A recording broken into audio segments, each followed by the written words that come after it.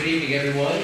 Welcome to the Erwin, Tennessee Town Hall. My name is Josh Smith, and we are glad you all came out tonight, this evening, for this Town Hall, Helene, a year later. We are very grateful to the organizers of this event tonight, to Six Rivers Media, who thought this up, made the invitations, and their incredible journalists have compiled the questions, which we're going to go through with our panelists. So they've heard the questions before, and we'll see if they read them and they had some kind of practice. It is so good to be with you all tonight. And at this point, which I know for some people in this community is somewhat traumatic, as we are at the one-year mark and remembering all that was reality for so long in this community, and remembering all those who were affected and those who we lost. And so we plow through this tonight not without thought of them and those who are still struggling with grief or struggling just to rebuild, or both. So in that light, I want to introduce our panelists. This is a rather formal setting. However, we're going to pursue informality and more of a discussion, because I think that's what all of us would prefer. I want to first welcome the mayor of the town of Erwin, Mr. Glenn White, and extend a big thank you to you, Mayor White, for allowing us to use your house tonight. We appreciate it. Also welcome to Mayor Jim Grandy from Washington County, Tennessee. Mayor, thank you. Also from Unicoi County, Jimmy Erwin, EMA Director. Jimmy, thank you for being here. And Catherine Umrichin, the brand new Carter County EMA Director from Carter County, Tennessee. Welcome to all of you. And Jimmy, I know we hope to have the mayor here tonight, right? If Garland Brother Ely wanted to be here tonight, he is due to have surgery first thing in the morning, so he is unable to make it, but he regrets not being here, and so keep him in our prayers as he has surgery tomorrow.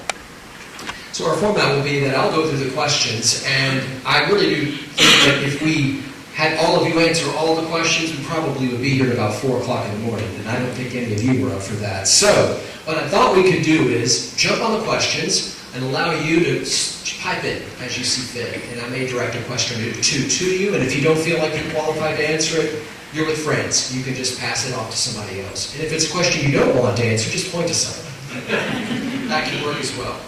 Well, we want to first acknowledge that we are talking tonight about recovery efforts tonight. It would be very easy for us to focus on how we got here, right? But I think we have all gotten here together, and our best efforts, I think, would be to really update the public tonight on where we are right now and where you see us moving into the future. So if I start veering off that path, bring it back to the present moment and the months and years to come. Unicoi, Carter, and Washington counties all were affected. You all know this. But they were affected in different ways, and they were affected in some similar ways. I'd love to real quickly from all of you just share some ways in which you think we were in this together, but also maybe where your area, your jurisdiction, met some unique challenges that you were exclusively struggling through right now. Mayor Frank, go ahead and kick us off. So, two of the counties were impacted by the North Turkey River pretty much. Unicoi County, as it came down there in the gorge, took out one of my favorite bridges, Chester Road. I've walked across it a lot of times on the Appalachian Trail. And then it flowed from there, of course, through the industrial park and then on through the 23.5 miles of Washington County. So I won't speak for Unicoi because I know Jimmy can. A lot of unique damage there. In Washington County, the river valley was mostly residential and agricultural. So that was biggest loss. We inherited a lot of tomatoes from upstream. But we lost 119 homes completely. We lost another 92 severely damaged. So plus 200 structures that have been focused on rebuilding over the last 12 months. We've had some loss of life, and the farmland was amazingly changed.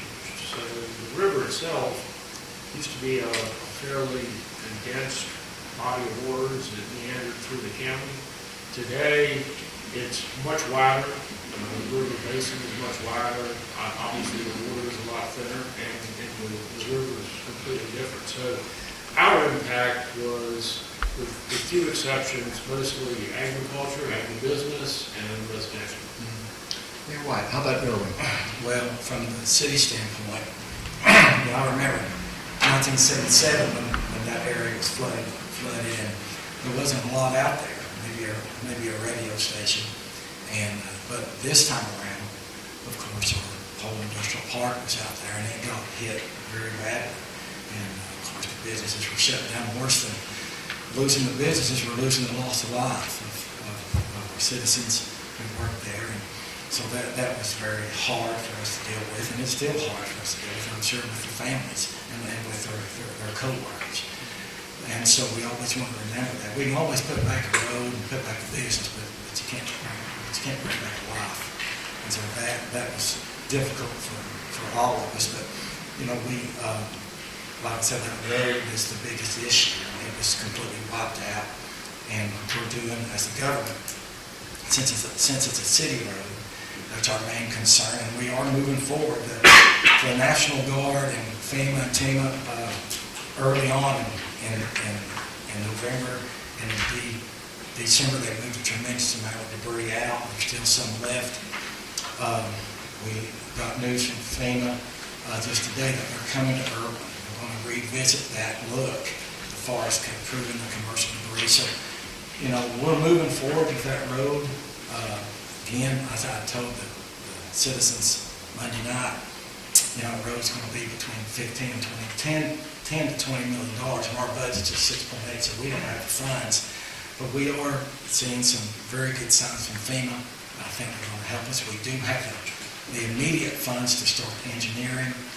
And like I told the industrial leader here from Polypipe that we fully expect to have that temporary road put back December 31st so they can start their operations. But the biggest thing for us was, for me personally as mayor, was the loss of life. It was terrible.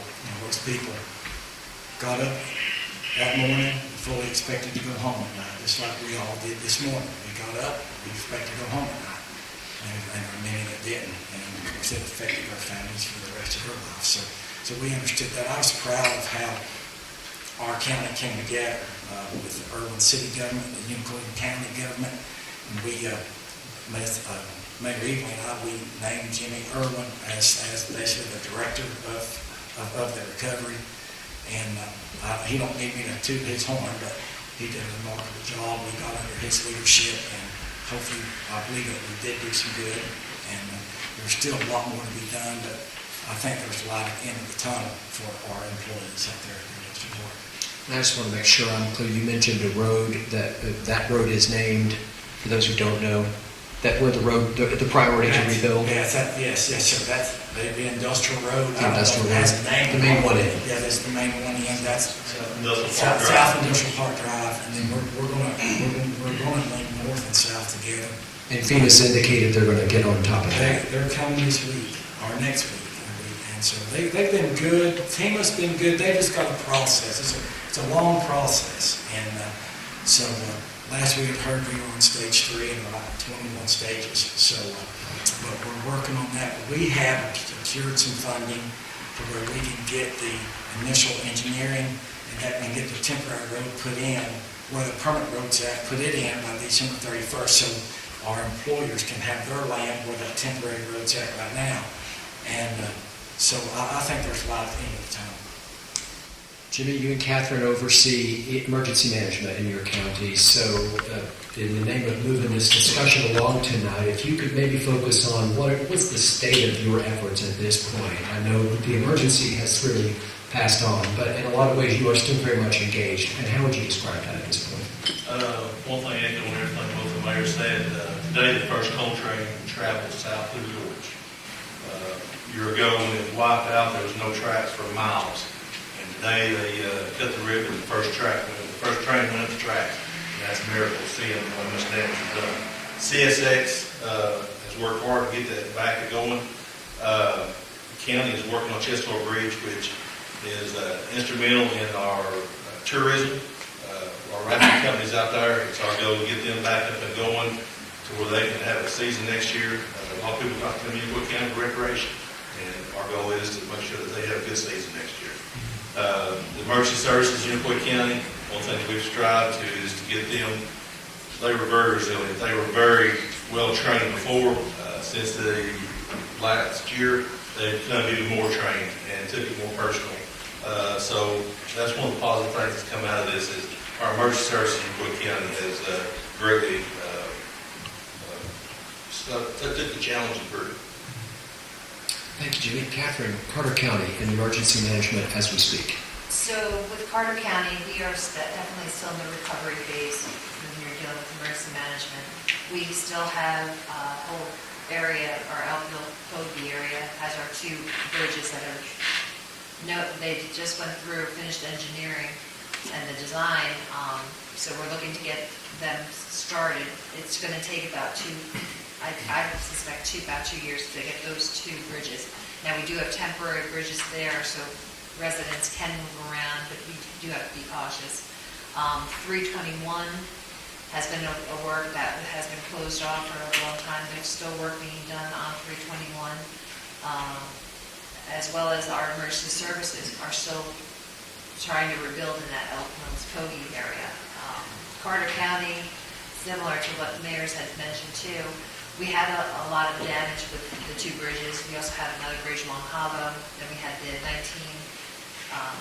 or the Broad Street Bridge. That was opened in the city of Elizabethton this about July 4th for that weekend, which was very exciting because now that traffic flow has changed, and it's the first step to having things become back to normal for our residents.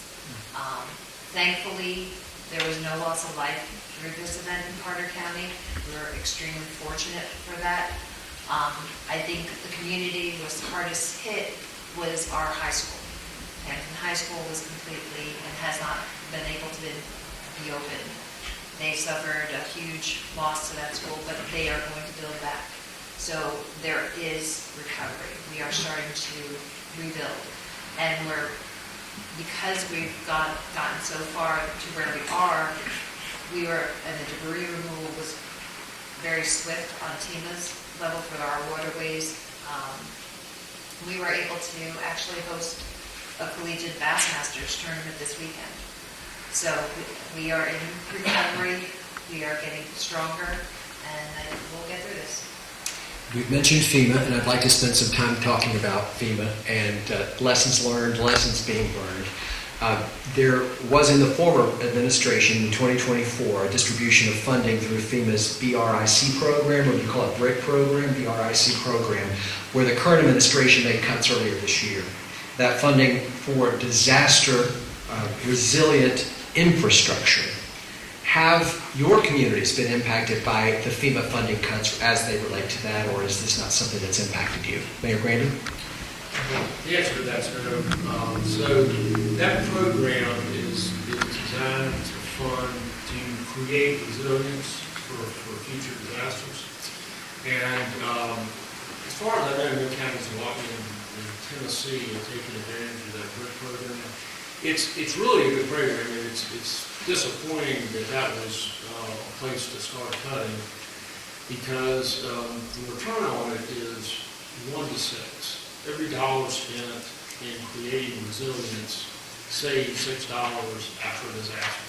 So long term, that may not be the best plan. So it was terminated in April by the current administration, and a stay was put on that termination in August by some federal judge. So it's in the courts. It's hard to tell what will go on there. But so far, there's no indication that that hold on funding will impact our mitigation process. And so that's really where we will be going once we get our infrastructure built back, is developing mitigation projects. And we'll talk about probably some of what that looks like a little later on.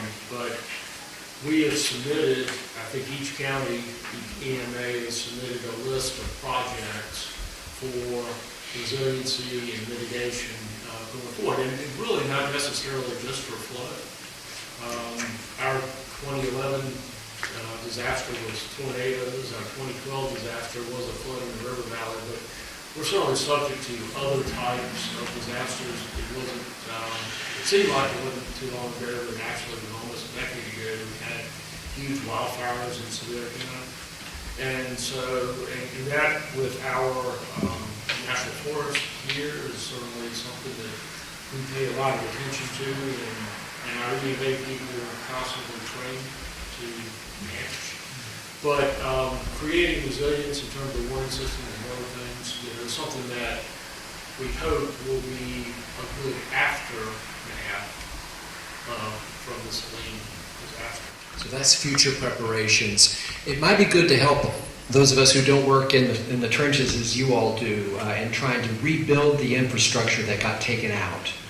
You have project. How does that work? And I'll let you jump in here. Why? How did it? Does FEMA give you the money and then you go out and pay for it, or do you go out and pay for it and then you wait for the money? I think I know the answer to this. Pay for it, and then they'll reimburse us. Now, our issue with the city of Erwin, we have a $6.8 million budget, and we hired, the city government hired a FEMA consultant, and he's been great, but he estimated all of our projects would be right at about $41 million. So, of course, we can't do that, and so that's been the holdup for us. If we had the money, if we got the go-ahead that they would reimburse us, we'd already have the work done, but we just don't. We just don't have that type of cash. So what they want is for the government to pay it, and then they'll reimburse us. Now, like I already said, we do have some lines of credit, probably about $9 million now that we're going to be able to use until we get that reimbursement. But going back to your question about the brick program, it's not affected us. But again, I would like to tell the polypipe people and our industrial people, and I've already said this, let me say it again, we were told that FEMA was not going to approve the commercial debris, which is your debris on your private property, but they're coming to give it a second look next week, so that's good. So I want to give them, I really appreciate that from FEMA. So hopefully, we can get the funds to remove their commercial debris, which would speed up that process with the road. But going back to your original question, no, they want the government to pay it up first and then reimburse, because that's what I've been told, we don't have that type of cash. So you've got X, how many projects would you say there are? I think the total, they're different. We've got the road, we've got the trail, and then of course we've got the paving where the trucks went, and they've the road work. I think right at Mr. Hilbert had 14 projects that FEMA wants each area broken down into a project. So we have 14 of those. And you've got money from FEMA for? We've not got money from any money from what FEMA has released $2.8 million to FEMA for the engineering, and it's on phase 3. So I think 24 steps, and it's on the 3rd step. So, but we have secured some other areas of funding through local banks and through some state programs like the HIL Fund, the $5.4 million there. Then we was able to take another 3.9 loan out from the state. And of course, we can't use all of that because that's more than our budget, but it will get us going where we can get the engineering, and hopefully by the end of the FEMA will release the $2.8 million that they already have from FEMA. So it's just a process. It's just a government process, and we just have to be patient. Now, it's easy for me to say being patient when I have our industrial leaders here and our employees needing to go to work. But I think they understand where we're at. And but the biggest thing, as I already said, is putting that temporary permanent road back by December 31st. That's what they told me we could do, and I'm holding to it. Jimmy, let's talk Unicoi County and number of projects versus how many you've gotten started and how much you have money from FEMA for. Don't tell Mayor White if you have a lot of FEMA money, because county got a little money. We didn't get it. It's the same thing. We've not received any money from FEMA. Working with FEMA projects manager, everything has been submitted, all of our projects, except for maybe 1 or 2 that we're finishing up on, is in review. Some of them have been sent back to FEMA, but there's multiple steps that each project has to go through, up close to 50 some. So it's kind of it gets bogged up. The same thing, we're working on roads, we're working on bridges, and the initial cost that was spent cleaning up debris in the emergency state. So we've got a lot of projects out there sending to FEMA to get reimbursed, but we've not received any money back yet either. And therefore, it's hard to move forward on those projects Hard to move without forward. the cash reserves. Yes. I think it's probably common across Northeast Tennessee region. Catherine, similar through in Carter County. Very similar in Carter County. We have 42 projects for Carter County, 26 of them are road projects. And the hardest thing for our residents to understand is where they just want the road put back, just put the road back. The waters came through and they dumped so much debris, it filled up those rather, and the streams and whatnot with rock and sand and whatnot. So it definitely changed the way that our tributaries and streams and rivers flow. However, the Doe's they cleaned that very well. But we can't just put a road back.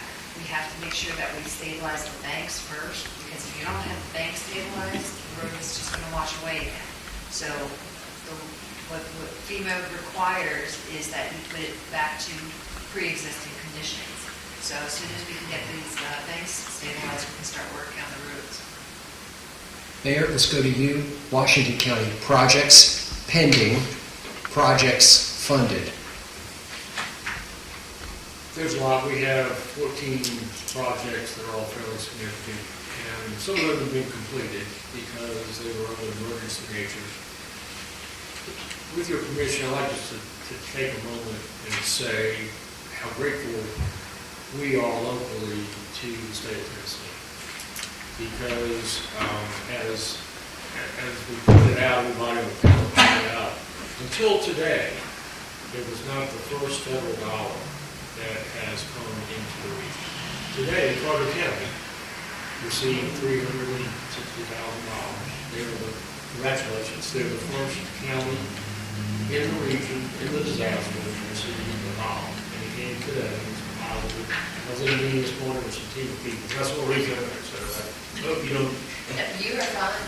But, right, I mean, the biggest issue, and Glenn spoke about this very succinctly, that it's a cash flow issue in terms of the work that needs to be done. And none of the local governments have a disaster recovery fund just sitting there waiting to be spent. We don't do that, maybe we should. And I think, one of the lessons learned going forward is as FEMA begins to restructure and maybe put more authority at the state, that might be something that has to happen in the future. But today, that's not the case. And so this entire region is faced with roughly $1 billion worth of work that needs to be done. Taking the debris removal, the infrastructure replacement, and everything that's involved. There's a possible way that that's going to be done in our local governments and economy. So the state initially, the governor authorized and made available $100 million to local governments for three purposes: water infrastructure, sewer infrastructure, and sewer in a 10-year zero interest loan. So with the anticipation that the funding would come from FEMA to repay that. So that initially put money available for those three purposes. Now, there was a lot more to be done. It, could be used for roads. We lost a convenience center, could be used for that. We lost a highway department.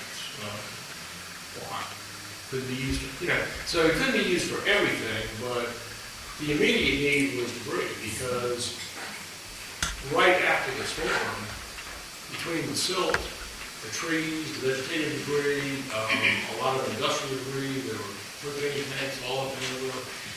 We had in Washington County 473 vehicles that were in the river basin.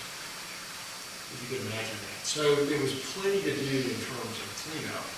And so that funding made available some funds to get that process started. On the heels of that, our legislative group in special session authorized $450 million in several different categories to be used for storm recovery. So the state stepped up, knowing that the federal government would come in later, perhaps, as these projects were developed, and and help us recover the funds, but initially, it was money that they don't want to get to work. So, having said that, Washington County, I mentioned that we had the 6 bridges that crossed the river. There were 5 of them that were inoperable on Saturday morning after the storm, and 3 completely destroyed. So, 2 of them were state routes, so they were really TDOT projects. You may recall that the Highway 81 bridge, the Taylor Bridge, was, the contract was initiated within the first week after the storm, and the road opened in less than 8 months after the flood, which is, the TDOT world is like amazing. So, in any construction world, it's amazing. So, the interstate was broken. It was a lot of work, and we're still, building those. That bridge is being replaced. Bailey's Bridge, which is Route 353, is just beginning to get built. The design is done and just beginning to get built. 40 Bridge is county road, and so that's on us to do. Roughly a $25 million project just in itself. So we have a number of roads out, completely washed away. One, we replaced right away in an emergency basis because there was a community, a little Germany, with about 40-some residents who stayed up in there. They didn't have access to their community. We couldn't get emergency vehicles in there, fire or EMS. So that was a super high priority. And so right away, we just put the money into building that back. And we got at least 1 lane open in 8 days. So super proud of our contractors, and TDOT was there standing beside us to help and to agree to support what we were doing. So today we are still, we have 1 road that was completely washed out. It's been rebuilt. We have another one that we just put the bids on this week, and we'll get started in a couple of weeks. And then we have a number of roads that need to be resurfaced, and as Glenn pointed out, where these debris trucks and trucks for rebuilding that are 70,000 pounds apiece were loaded and have just torn up our roads. So we have a number of roads that have been beaten to death and need to be fixed. And so now these projects are being developed through the FEMA process and then moving on to hopefully get rebuilt. I'm hearing all of you say, though, this is a process of years. Hopefully not, but in some ways, we're talking long-term. Yes, no, no doubt about that. But with us, I know that the issue with the industrial park, we feel good that we would call it a temporary permanent road. It will go back where the existing road is, where it's torn up. That will buy us some time. That will buy us some time where those people can go back to work, or industries can go back to work, and then, it could be several years before it's put back pre-flood. Forgive my ignorance, that's the Riverview Industrial That's Park? South Industrial. South Industrial. There is a Riverview Industrial Park, right? Well, that's the name of it. That's the name of it, that's okay. But the road is South Industrial. Gotcha, And so, we're going to connect the south and north end together. okay. There's a rail line there, There is. and it's been down. That's the county spur. The rail spur. The rail spur, that's the county issue, that's Mayor Eagley, but I So, think they're. We've been working on that since day one because we know once the industry gets back up and going, they need that rail spur to get supplies in. That bid was released last month. We have a construction meeting Monday at 3 o'clock in the mayor's office on that. That should start within the next 30 days of getting repaired. And the county owns the spur, even though it's in the city. It was one of the deals back when they built the industrial park. But we have got the contract. RJ Corman is going to be the contractor, and when they come in, they'll put that spur back as it was on September 26th, so that the businesses can receive items and materials at the industrial park. So when would it be fully operational, if you could guess? It should take no longer than 90 days. We'll know more Monday when we talk to RJ Corman. They said it would be a pretty quick project, but within 90 days after they start, they should be completed on that. Mayor Grandy alluded to the fact that all of this is happening at a time on a national level when the current administration is talking about really redoing how FEMA works and moving a lot of the control of emergency response from Washington, D.C. to the state capitals. Anybody opposed to that idea based on what you've been through? Anybody really loving that idea? Any thoughts about that? Well, what I like to say, not only with FEMA, FEMA sent our 2.8 million pretty quickly. It's been there since March, and we've not got a penny of it. And I'm sure there's reasons why they have those steps. So hopefully, after this is over, that FEMA will reach out to the local leaders and somehow fix that to where they can move that money quicker. I think 23 steps is just too much, especially when we have people that's out of work and are needing their roads back and needing their jobs back. So we've had FEMA sent Erwin government 2.8 million in March, and we haven't got a penny of it yet, and it just held up that FEMA. And so that's where I think the issues, and Mayor Grandy can talk more about it, because I've got a consultant that, this mayorship that I have, it's a part-time mayorship, I'm not full-time. So, so our government hired a FEMA consultant, and that's what he told me, that he was pretty well pleased with FEMA. Nothing to be derogatory against FEMA, it's just their process is so long. Maybe after this that we all can maybe brainstorm together to try to make it, if we ever have to go through this again, it'd be somewhat quicker.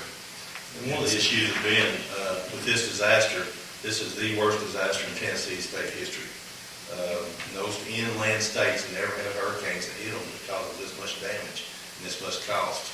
So it has been a learning experience for FEMA. We work with FEMA daily, and they've got a lot of steps to go through.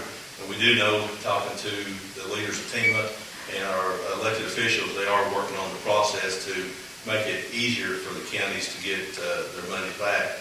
But even going throughout history, it's never a quick process when you have a disaster to get your money back. And that's as far back as I've been in emergency management. Other states, it takes a long time to get your money back. And what I'd like to say, and this isn't a knock on anyone, when the legislature, Mayor Grandy talked about the money from the legislature, which came to the counties, and which was great for the counties, but the cities got nothing. We didn't get a dime from the state legislature.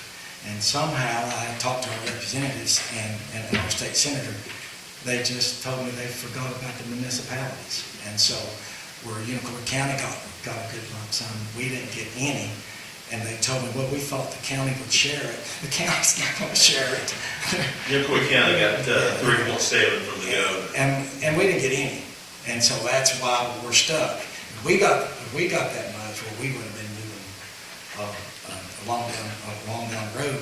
But I've been assured that in their next assembly session that they were going to look at the municipalities. So I didn't want people to think that when Mayor Grandy said that the legislature sent money, they did. They sent it to Unicoi County. They didn't send it to Urban City. And there are two governments. There's a Unicoi County government and there's an Urban City government. Because it was forgotten? That was the Well, that's what I explanation? was told. They just forgot to add the municipalities to the bill. And so,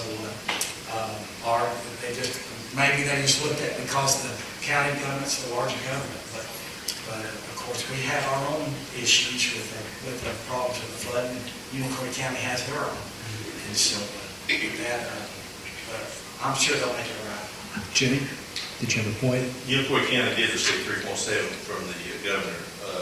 And it was set aside in the county government to offset. We lost about $550,000 in revenue that would come in for taxes. So instead of having to put another tax burden on the residents of Unicoi County during this time, that money was used to help offset that, so that it didn't hurt the residents anymore. And the rest of it's there to use in emergency situations. And some of the money is going to go to pay for the rail spur that has to be fixed, because FEMA's not reimbursed us for that yet. So the county's paying for the rail spur to be fixed, and we'll get our money back in 12 months or whenever it comes in. Captain Carter County? Well, I just wanted to just jump on a couple things that Jim had said, where it takes time, and this was one of the disasters that hit Tennessee unlike anything else. So there's a little bit of a learning curve that comes with allocating the monies at the state level and through TEMA. But for Carter County, I cannot speak more highly of TEMA and the efforts that they put forward in our waterway debris removal. Our county did not have to lay out any funds for that. TEMA picked up the waterway removal bill for the state and for all the counties that had debris in the water. And I mean, they were hauling for months. I only came into this position in April, and I can tell you it was like a 3-story building of the pile of debris that they were pulling out of our waterways. And they made it a point to make sure that all the vehicles got out of the waterways as well. I mean, Carter County, we had a camper stuck on an island. That would have gone down. But they made sure, they worked hard, they worked diligently with the contractor, and they cleaned up our waterways very well. Let's wrap up our discussion about FEMA and TEMA with Mayor Grandy. Something maybe you have learned about FEMA and TEMA through this that you didn't know a year ago. Way too much. And I'll say this, so after a year, there's probably not a day goes by that I don't learn something new. And this morning is an example of that. For clarity, the money that was made available was $100 million that TEMA put together for debris removal, stormwater, and water usage. Was made available, yes, to the counties, but it could be a subrecipient of the town. For example, Washington County didn't have any debris removal to deal with because TDOT managed that for us. But we borrowed from that fund a little over $3 million from the town of Jonesboro, because the town of Jonesboro was the purveyor of water in the river valley. So they lost a lot of capacity in their water treatment plant, and a lot of their lines were disrupted. So that money they were able to use to rebuild that infrastructure immediately, and of course, we the county are responsible to the state for the repayment of it, but we expect that the county of Jonesboro will apply through FEMA, which they have, and we will get reimbursement that way. And I don't know whether you want to spend much time in details of how this works, but the TEMA has gotten a lot of punches for holding up money. It's really not the case. FEMA money gets obligated, as been pointed out. And so you run a project through a lot of the process at FEMA, and then once it's satisfied that it's a legitimate project and all the cost structures met, then they obligate a certain amount of money to apply. Okay. From that point, then it goes back to the state, and then we work through the state process, which is a contract process. And it's not managed by FEMA, it's managed by General Services, which is the contract procurement arm in the state. Now, Glenn is 100% right. It's got 40-some steps to move through. And at any point in there, if one of the steps finds that there's a problem with it, he goes back to step 1. And so to work through all those steps for us was somewhere between 8 and 12 weeks. And then it moves to a different process. The other thing I learned, obviously I just learned that this morning in a meeting with our team of people and some folks in Carter County, was that even when all of the steps are met and this money that Carter County received, the first money, was actually paid by the state. So the state is the one who pays the local government when all the steps are met, and then applies to the federal government for reimbursement. So if you think about a disaster across this entire region, which may be, well, it will exceed $1 billion, the state has to come up with funds to reimburse the local governments once those projects are satisfied, and then apply to the federal government for reimbursement. It is unbelievably complicated. And you said, hey, is there a better way? It has to be a better way. And we could talk more about FEMA and TEMA and all the funding mechanisms out there, and we appreciate you all going pretty deep in the weeds on it, even in that amount of time. No, I think many people here are questioning why is it taking so long, and that's helped us to see it more clearly. Another example of how what is happening in Washington is having an impact on us here is with the Unicoi County Hospital. And a lot of questions about what's going to happen with the future of the hospital. Right after the flood, Allen Health stood up an advanced urgent care to meet the immediate needs and ramped up their system-wide response to help meet the needs of the people of Unicoi County. And they've made it very clear there's an ongoing commitment to Unicoi County to the extent they've taken an option on land in the town of Unicoi. But there's so much uncertainty because of the anticipated cuts in Medicare, Medicaid, and many residents in Unicoi County specifically receive their health care benefits through that channel. So that's plunged some uncertainty into that portion of the rebuilding process. I'm curious how you all, and I'll point to the two of you in the middle. I love being in Erwin because you hear it rain. How are you moving forward with the uncertainty as a result of things out of the control of anyone in this region? Mayor's office and EMA, I'm sure see this too, weekly we speak about on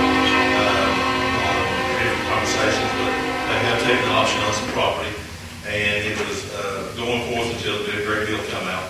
So there's been a little hesitation, but just as of usually the mayor spoke with Ballard, they're still committed to building a hospital back in Unicoi County. They just got some more procedures to go through, and I guess see what some of the cuts are going to be and how it's going to affect. We need a hospital in Unicoi County.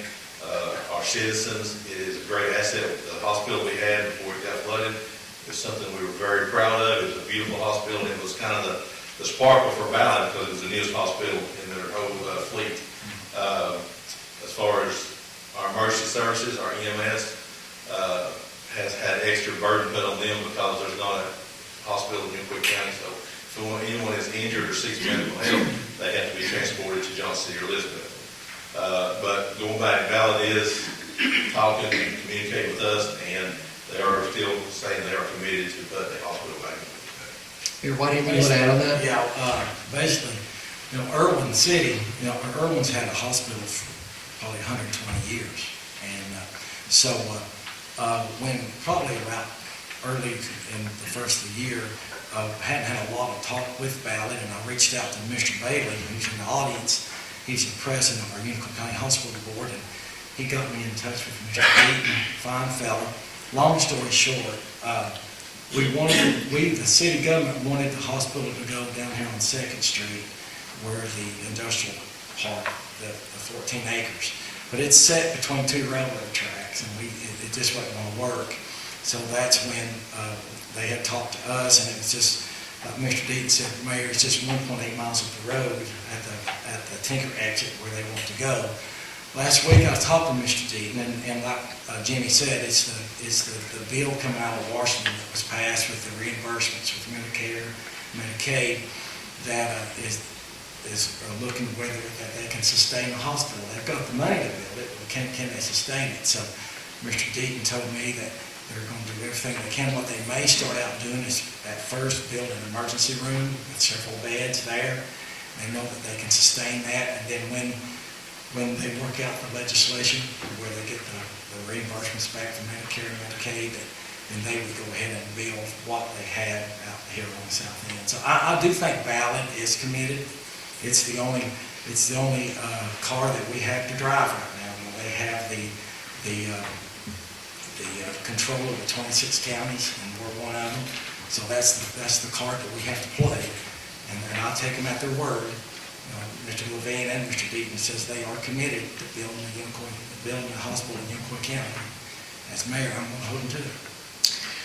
Speaking of uncertainty, because of things that are many moving parts, you have residents in your counties, this is I guess a yes or no, who are still waiting to get a damage assessment, or have we moved through that list? We can't be past that. There Yeah, should that be should be one way. long past. Long past, Yeah. okay. And in turn, so the assessment is public roads, things like that. They're still- If someone still has some damage or something that they feel they need to communicate with, they can contact the EMA in their county, and we'll put them in touch with who they need to and help them any way we can. Input on that idea. There If there's, have been a lot of long-term recovery groups that have come together from this event that for me in Carter County, if somebody calls saying, I have damage from Helene, we'll go out, we'll take pictures, and we'll refer them to long-term recovery to see what kind of assistance they can get through them. Because right where we are, damage, those assessments were done early on. Imagine the same's true in Washington County, Mayor. Yeah, the long-term recovery group is working with individuals, and helping them manage cases where they maybe have an appeal with FEMA. But, I will say that in meeting Friday before last, the FEMA people reported to us that for individual assistance, this is not roads and public assistance stuff, but for individuals, over $35 million has already been distributed in our region. So that's 6 counties. But that's a lot of money, and, part of it's for housing, part of it's to help people recover and damage houses and begin to replace. That money from FEMA is not designed to put somebody back home, but it is designed to help them get started. And so that's where we are today. We've talked a lot about government, healthcare, infrastructure. There are people who are in very real ways still trying to figure out how they're going to rebuild. For some, they literally don't have land that they used to own. It's now been washed away, as you mentioned, Catherine, changed by the course of rivers. Are you aware of, have we seen people displaced who aren't planning to come back, or is that something you can even track in terms of the long-term impact on the people who lived in the areas that were flooded, that maybe they're just displaced and they don't plan to return? I know a lot of Unicoi County, the ones that are displaced, they may have had to move to maybe Johnson City to find lodging or something with available in Unicoi County. But a lot of people have came back. The long-term recovery group, our nonprofits in the county, our churches have teamed up with ASP, a lot of other national groups that have come in and built homes. I don't know the exact number. I know our groups are working in Washington County. It's just, there's no lines when it comes to helping. Everybody's just kind of going back and forth. And 2 or 3 of our churches in Unicoi County have put a lot of new homes up, put a lot of people under roofs. So if anyone is still out there and they don't have a roof over their head, please reach out to emergency management, reach out to long-term recovery, and let's get them in contact with someone that can help them. There's still resources available for them. Right, and also I think it needs to be said, if there is a policy that happened, our county secured the Army building, and that's where Jimmy's at, where there are our emergency command centers there now. And during that time, you had FEMA there also. You had FEMA and FEMA people there. So if we have any citizens that still need help, they need to come to the Army, correct? Yes, come to the emergency management office and we'll get them pointed in the right direction. And we go to the Unicoi County Long-Term Recovery Group. That's going real well with Ms. Cloyd. Now, with our city, we had the losses in the industrial park, but to my knowledge, we didn't have any homes that were lost within the city, but we had the businesses, and so that's what was our main focus. Displaced residents in Washington and in Carter, people who you know or are tracking may still be in trouble, but getting by. Right, so temporary housing provided by FEMA, it's roughly an 18-month deal limit. But we, in Washington County, through our long-term recovery group, have 36 homes that have been built with residents living in them, either rebuilt or built. And we have 71 more under construction. So, I mentioned that there was close to 200 major, either completely lost or seriously damaged as we went into it. We've got a little over 100 that are pretty much in progress going back. People process trauma differently. We had folks that the week after the storm were chomping at the bit, wanting to rebuild. They had access to folks who would come help them. They wanted a building permit, which was really challenging for us initially. And then there are people that after a year or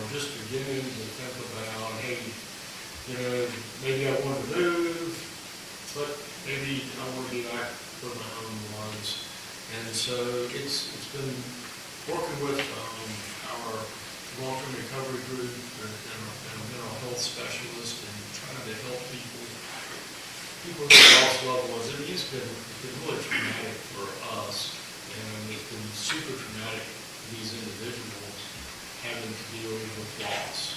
You know, everything they own gone. Some of their family members gone. We still have the suffer that we've not yet brought in, and that weighs heavy on us. It's one of the missing.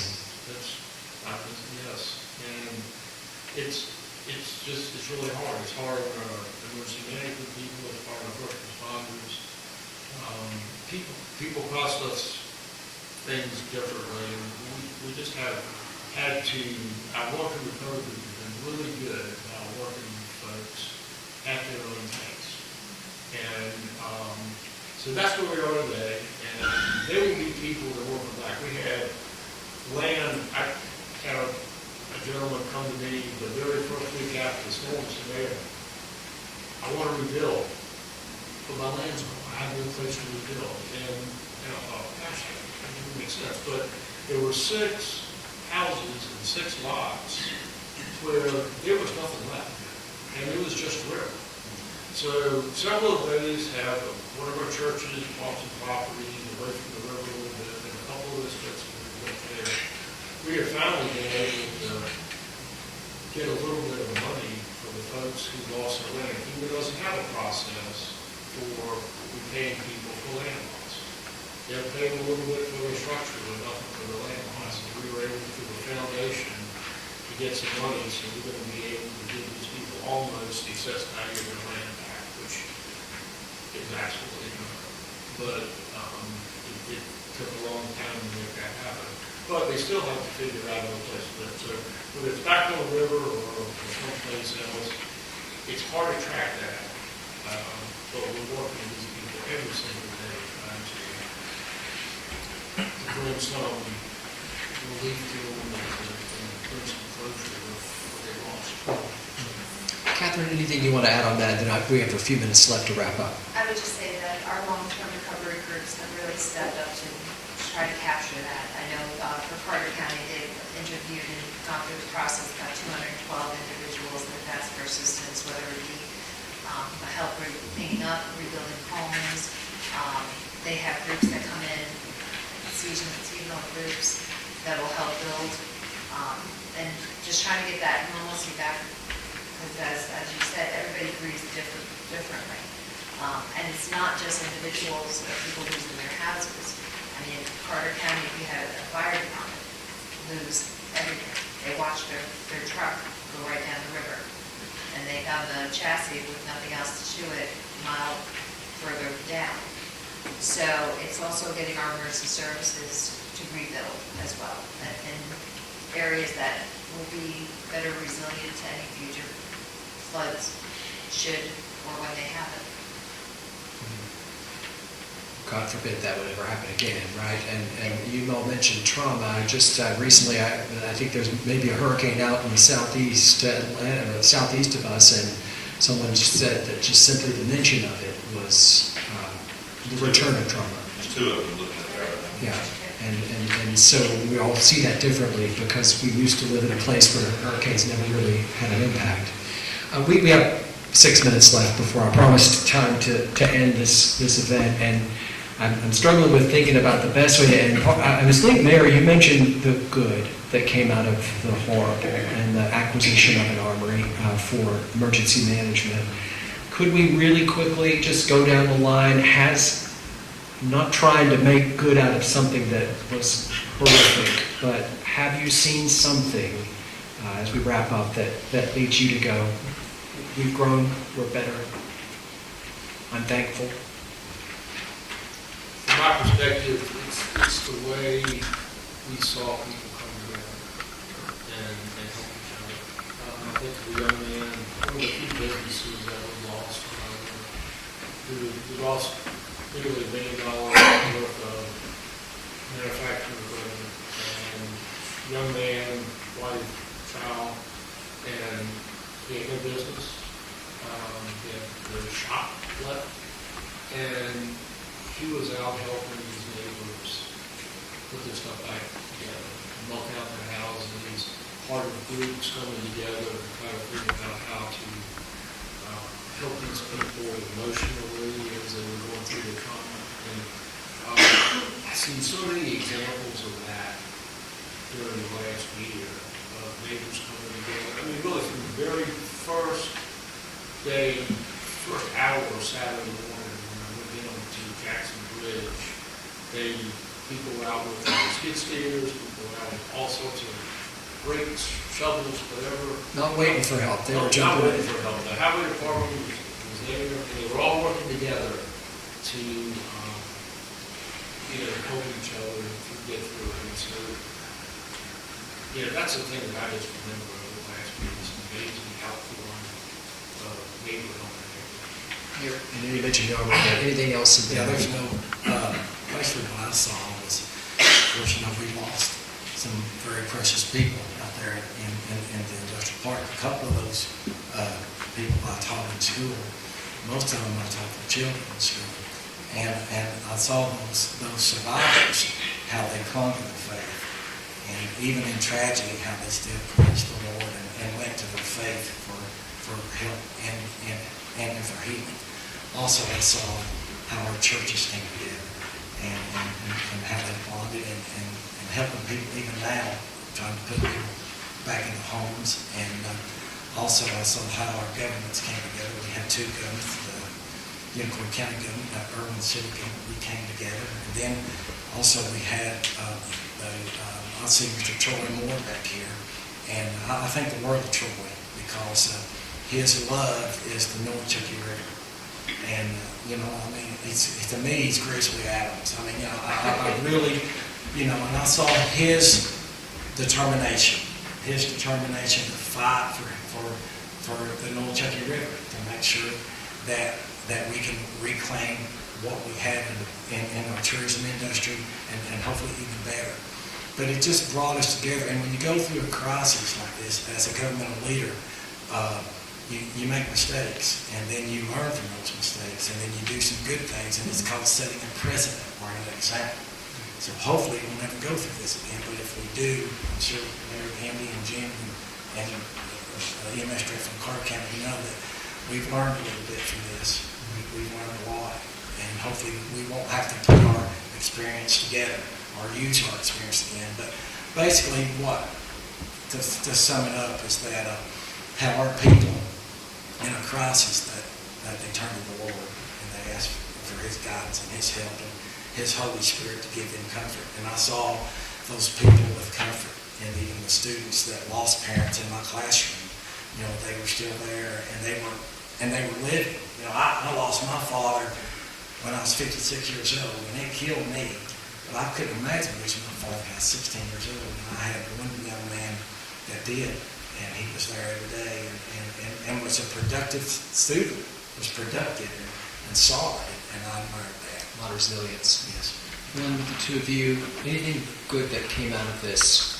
What they said, the community sport coming together, our churches, our neighbors helping neighbors, and people from all across the United States. We had people bring things starting day one to Emergency Operations Center to our churches, just coming from everywhere. We had a lady whose husband had passed away in Knoxville a month later, and she had her daughter bring her up here to bring some tools that her husband had. She wanted to go to somebody that could use them to help rebuild their house. So it touched hearts all across the United States that came to our community in East Tennessee to help us rebuild and get back to some normalcy. And we appreciate everyone for that. Story after story of that. Catherine? I think from what I've been told is just everybody came together.